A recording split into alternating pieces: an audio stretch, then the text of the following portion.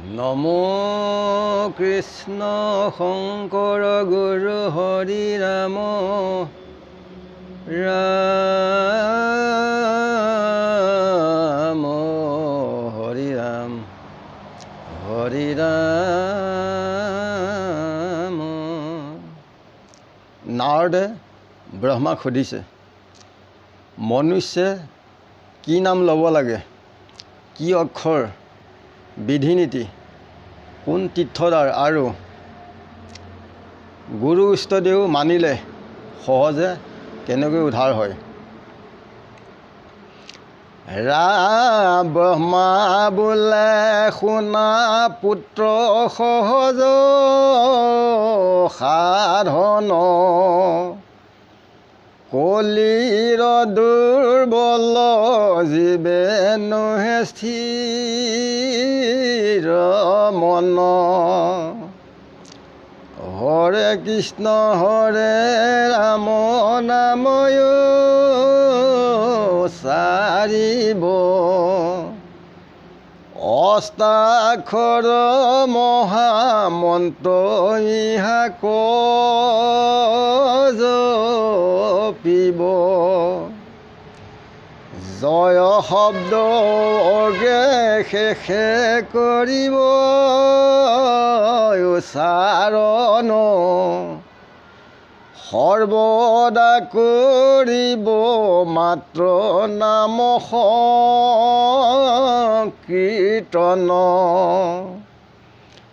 সৰ্বকালে উচ্চাৰিব নাই কোনো বিধি, সাত্ৰিক আহাৰে মনে কৰে শীঘ্ৰে সিদ্ধি।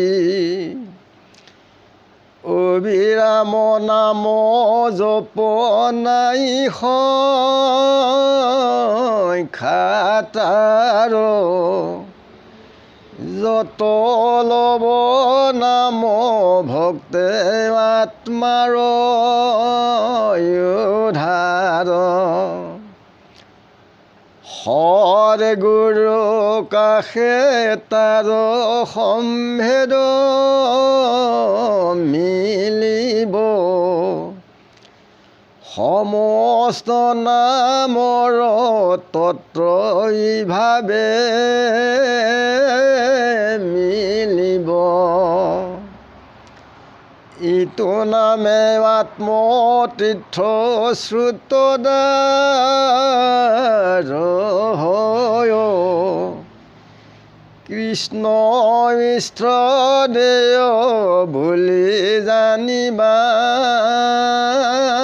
নিশ্চয়। গৰুড় বাহন লয়া সৰ্বত্ৰ বিচৰে, আত্মজ্ঞান গংগা তীৰ্থ জানিবা দ্বাৰে। ভক্তি আৰু শ্ৰদ্ধা দুয়ো গয়া তীৰ্থ মানা, নিজ গুৰু চৰণক পয়াগ প্ৰমানা। ভৱ সংসাৰৰ জীৱতী তাপদঘৃত,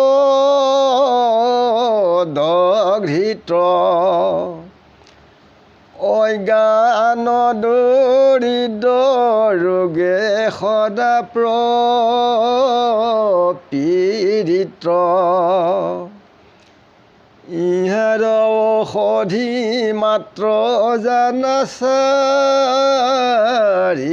নাম,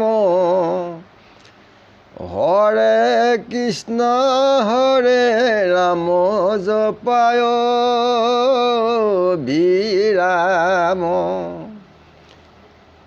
এষে ঔষধি হুৱে সংসাৰে নৰ, সদগুৰু বৈদ্য ৰূপে চাপিবা ঈশ্বৰ অহিংসা কপথ্য মানা সত্যয় অনুপাম বিনয় পবিত্ৰ শ্ৰদ্ধা সেৱাৰে প্ৰধান নম্ৰ ভাৱেৰে সৰ্বকৰ্ম সংযোজিবা সাত্বিক স্বভাৱ বিশেষ সৰ্বদা মানিবা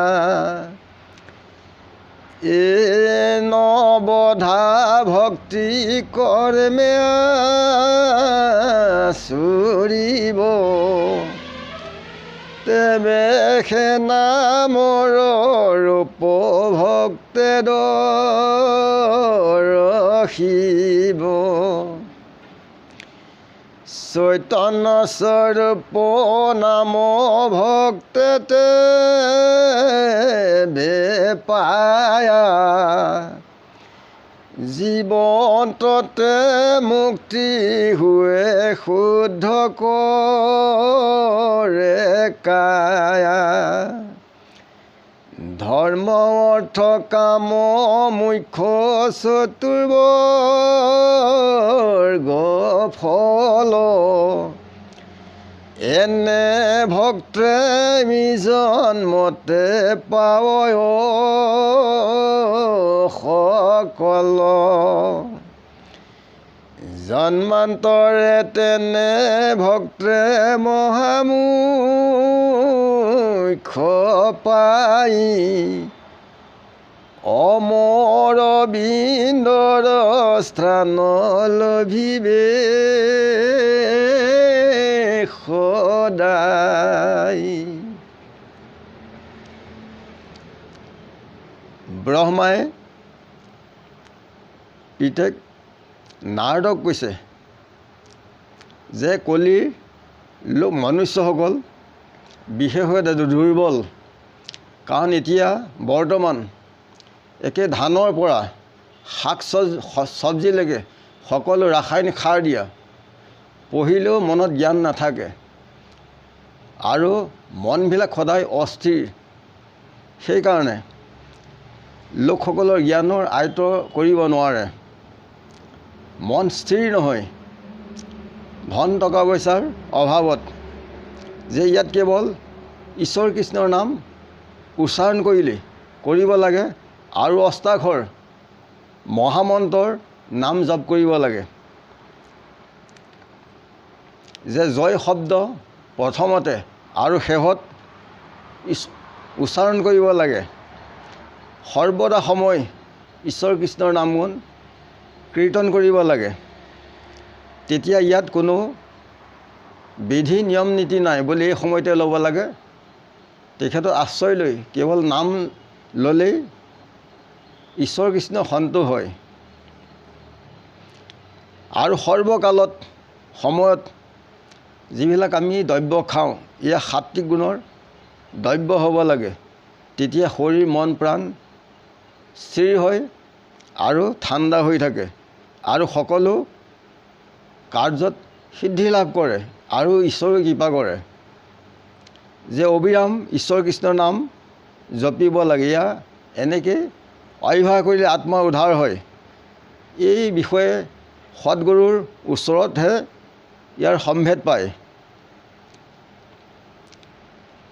আত্মতীৰ্থই হৈছে নামেই হৈছে আত্মতীৰ্থৰ চুতদ্বাৰ আমাৰ কাণখনেই আত্মতীৰ্থৰ চুতদ্বাৰ যে কৃষ্ণ হৈছে আমাৰ ইষ্টদেৱ গুৰু মানি তেখেতক সৰ্বসময় তেখেতক ধ্যান ধাৰণাই তেখেতৰ নামগুণ স্মৰণ কৰিব লাগে